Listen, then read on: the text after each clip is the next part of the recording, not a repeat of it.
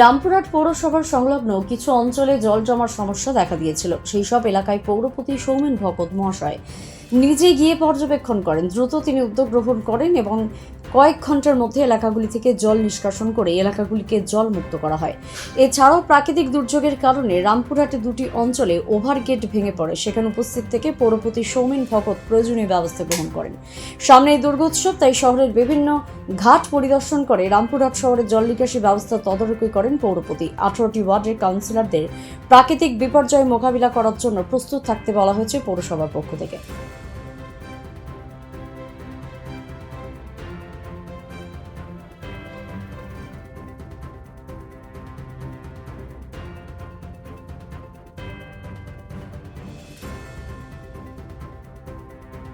প্রত্যেকটা পুজো কমিটিকে বলা হয়েছে প্রাকৃতিক বিপর্যয় হবে। রামপুরহাট পৌরসভা তৎপর আছে এবং দুই জায়গায় জল জমেছিল, আমরা সঙ্গে সঙ্গে সেখানে গিয়ে তার ব্যবস্থা নিয়েছি।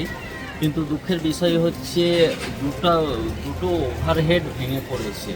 ডেকোরেটর অ্যাসোসিয়েশনকে আমরা চিঠি দিয়েছি, এই অল্প একটু বৃষ্টিতে বা ঝড়ে যদি ওভারহেড ভেঙে পড়ে এতে মানুষের ক্ষতি হবে এবং এটা যদি না হয় আমি আইসি সাহেবকেও বলেছি ব্যবস্থা নিতে। রামপুরহাট পৌরসভা তৎপর আছে, রামপুরহাট কাউন্সিলরগণ তৎপর আছে এবং পৌর পরিষেবা যাতে ভালো হয়, যদি কোথাও জল জমে ওটা তাড়াতাড়ি বার করার ব্যবস্থা করছি। পৌরসভা তৎপর আছে এবং দুর্গা পুজো আমাদের আনন্দের পুজো, এই কটা দিন আনন্দে কাটাতে পারি, এই জন্য আমরা সবাই প্রস্তুত।